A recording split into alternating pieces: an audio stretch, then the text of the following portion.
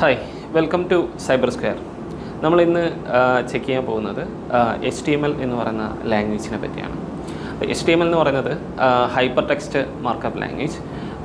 ഇത് ഉപയോഗിക്കുന്നത് നമ്മൾ വെബ് പ്രസൻറ്റേഷൻസ്, അതായത് വെബിലുള്ള പ്രസൻറ്റേഷൻസ് ക്രിയേറ്റ് ചെയ്യാൻ വേണ്ടിയിട്ടാണ്. ആക്ച്വലി ഇത് ഈ ഒരു HTML എന്ന് പറയുന്ന ലാംഗ്വേജ് ഡെവലപ്പ് ചെയ്തത് CERN എന്ന് പറയുന്ന ലാബോറട്ടറിയിലാണ്. അവർ ഈ ആപ്ലിക്കേഷൻ ശരിക്കും പറഞ്ഞു കഴിഞ്ഞാൽ നമ്മളുടെ പ്രോജക്റ്റ് പ്രസൻറ്റേഷൻസും കാര്യങ്ങളൊക്കെ ബിൽഡ് ചെയ്യാൻ വേണ്ടിയിട്ടാണ് HTML എന്ന് പറയുന്ന ലാംഗ്വേജ് അന്ന് ഉപയോഗിച്ചിരുന്നത്. പിന്നീട് അതിന് ശേഷം ഇൻ്റർനെറ്റിൻ്റെ കാലഘട്ടത്തിലേക്ക് നമ്മൾ കടന്നു.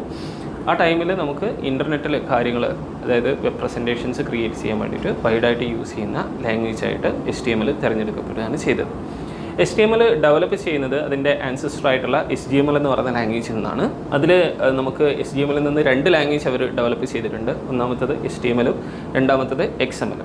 XML എന്ന് പറയുന്നത് ലൈറ്റ് വെയ്റ്റ് ഡാറ്റ സ്റ്റോറേജ് പർപ്പസിന് വേണ്ടിയിട്ട് ഉപയോഗിക്കുന്നതാണ്. പണ്ട് കാലത്ത് നമ്മളുടെ മൊബൈൽ ആപ്ലിക്കേഷൻസൊക്കെ ഡെവലപ്പ് ചെയ്യാൻ വേണ്ടിയിട്ട് നമ്മൾ XML എന്ന് പറയുന്ന ലാംഗ്വേജ് വൈഡായിട്ട് യൂസ് ചെയ്തിരുന്നു. ഇപ്പോഴും യൂസ് ചെയ്തുകൊണ്ടിരിക്കുന്നുണ്ട് പല കാര്യങ്ങൾക്ക് വേണ്ടിയിട്ടും. നമുക്ക് HTML ആപ്ലിക്കേഷൻ അല്ലെങ്കിൽ HTML പ്രസൻറ്റേഷൻസ് ഡെവലപ്പ് ചെയ്യാൻ വേണ്ടിയിട്ട് നമുക്ക് എന്തൊക്കെ കാര്യങ്ങളാണ് ആവശ്യമുള്ളത് എന്നുള്ളതൊന്ന് നോക്കാം. ഒന്നാമത്തെ കേസിൽ നമുക്ക് നമ്മുടെ കമ്പ്യൂട്ടർ സിസ്റ്റം എല്ലാവരുടെ കയ്യിലുണ്ടാവുമെന്ന് വിചാരിക്കുന്നു. അതിൽ നമുക്ക് HTML, അതേപോലെ തന്നെ ടെക്സ്റ്റ് എഡിറ്റർ, ഇതിലുള്ള ഏതെങ്കിലും ഒരു എഡിറ്റർ നമുക്ക് ആവശ്യമുണ്ട്. അതിൽ നമുക്ക് VS കോഡാണെന്ന് ഏറ്റവും കൂടുതൽ കമ്പനീസ് ഉപയോഗിക്കുന്നത്. രണ്ടാമത്തേത് നമുക്ക് ബ്രൗസർ, നമ്മുടെ സിസ്റ്റത്തിൽ ഒരു ബ്രൗസർ ആവശ്യമുണ്ട്. അതിൽ ഒന്നുകിൽ ക്രോം ഉപയോഗിക്കാം, അല്ലെങ്കിൽ ഫയർഫോക്സ് ഉപയോഗിച്ചുകൊണ്ട് നിങ്ങൾക്ക് എന്ത് ചെയ്യാം, ഡെവലപ്പ് ചെയ്യാം.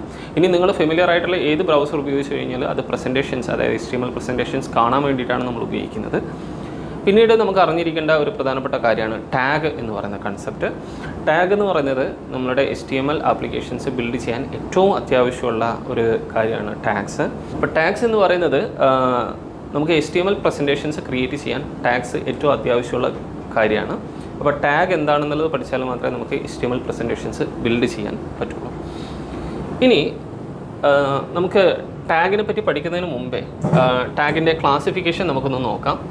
അതിൽ പ്രധാനമായിട്ടും ടാഗിൻ്റെ സ്ട്രക്ചറിനെ ബേസ് ചെയ്തുകൊണ്ടാണ് നമ്മൾ ടാഗിനെ ക്ലാസിഫൈ ചെയ്യുന്നത്. അതിൽ ഒന്നാമത്തെ ക്ലാസിഫിക്കേഷനിൽ വരുന്നത് കണ്ടെയ്നർ ടാഗ്സ് ആണ്. കണ്ടെയ്നർ ടാഗ് എന്ന് പറയുന്നത് ഇവിടെ നിങ്ങൾക്ക് കാണാൻ പറ്റും, ഒരു ടാഗ് എഴുതി കഴിഞ്ഞാൽ അത് നിർബന്ധമായിട്ടും ക്ലോസ് ചെയ്യുന്ന രീതിയിലുള്ള ടാഗുകളെയാണ് നമ്മൾ കണ്ടെയ്നർ ടാഗ്സ് എന്ന് വിളിക്കുക. രണ്ടാമത്തെ കാറ്റഗറി എംപ്റ്റി ടാഗാണ്. എംപ്റ്റി ടാഗ് എന്ന് പറയുന്നത് ഓപ്പൺ ചെയ്ത് കഴിഞ്ഞാൽ ക്ലോസ് ചെയ്യേണ്ടാത്ത ടാഗുകളെയാണ് നമ്മളെന്ന് പറയുന്നത് എംപ്റ്റി ടാഗ്സ് എന്ന് വിളിക്കുക. കണ്ടെയ്നർ ടാഗ്സിൻ്റെ ഉള്ളിൽ മറ്റുള്ള ടാഗുകളോ അല്ലെങ്കിൽ കണ്ടൻറ്റുകളോ നമുക്ക് എന്ത് ചെയ്യാൻ പറ്റും, കാണാൻ പറ്റും, അല്ലെങ്കിൽ നമുക്ക് ഇൻക്ലൂഡ് ചെയ്യാൻ പറ്റും. പക്ഷേ എംപ്റ്റി ടാഗ് എന്ന് പറയുന്നത് ഫ്രീ ആയിരിക്കും. ഇനി നമുക്ക് HTML ടാഗുകളുടെ ഫങ്ഷനാലിറ്റീനെ ബേസ് ചെയ്തുകൊണ്ടുള്ള ക്ലാസിഫിക്കേഷൻ നോക്കാം. ഇത് HTML 4.0നെ ബേസ് ചെയ്തുകൊണ്ടാണ് ഞാൻ പറയുന്നത്. ആക്ച്വലി HTML നമുക്ക് രണ്ട് വേർഷൻസ് ഉണ്ട്. HTML 5.0 ഉണ്ട്, അതേപോലെ തന്നെ 4.0 ഉണ്ട്. ആദ്യം നമ്മൾ 4.0ൻ്റെ കേസ് കൺസിഡർ ചെയ്തതിന് ശേഷം 5ലേക്ക് മൂവ് ചെയ്യാം. സോ 4.0യിലുള്ള ഫങ്ഷനാലിറ്റീനെ ബേസ് ചെയ്തുകൊണ്ടുള്ള ടാഗിൻ്റെ ക്ലാസിഫിക്കേഷനിൽ ഫസ്റ്റ് വരുന്നത് ബേസിക് ടാഗ്സ് ആണ്. ബേസിക് ടാഗ് എന്ന് പറയുന്നത് ഒരു HTML പ്രസൻറ്റേഷൻ ക്രിയേറ്റ് ചെയ്യാൻ ഏറ്റവും അത്യാവശ്യമുള്ള ടാഗുകളെയാണ് നമ്മൾ ബേസിക് ടാഗ്സ് എന്ന് പറയുക. അപ്പോൾ അതിൽ വരുന്ന പ്രധാനപ്പെട്ട ടാഗുകൾ എന്ന് പറയുന്നത്, നമുക്ക് ജസ്റ്റ് ഒന്ന് ഇവിടെ ആ പേജിൻ്റെ സ്ട്രക്ചർ ഒന്ന് ഇവിടെ എഴുതാം. ആദ്യം നമുക്ക് HTML എന്ന് പറയുന്ന ഒരു കണ്ടെയ്നർ ടാഗ് ഉണ്ടാവും. അതിൽ നമുക്ക് രണ്ട് പാർട്ട് ഉണ്ടാവും. ഒരു ഹെഡ് പാർട്ട് ഉണ്ടാവും, അതുകൂടാതെ ഒരു ബോഡി പാർട്ട് ഉണ്ടാവും.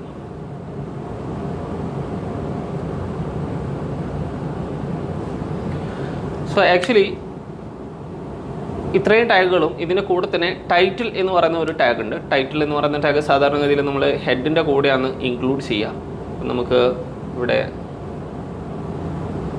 ടൈറ്റിൽ എന്ന് പറയുന്നതും ഒരു കണ്ടെയ്നർ ടാഗാണ്. പേജിൻ്റെ ടാബ് ടൈറ്റിൽ മെൻഷൻ ചെയ്തെടുക്കാൻ വേണ്ടിയിട്ടാണ് ടൈറ്റിൽ ഉപയോഗിക്കുന്നത്.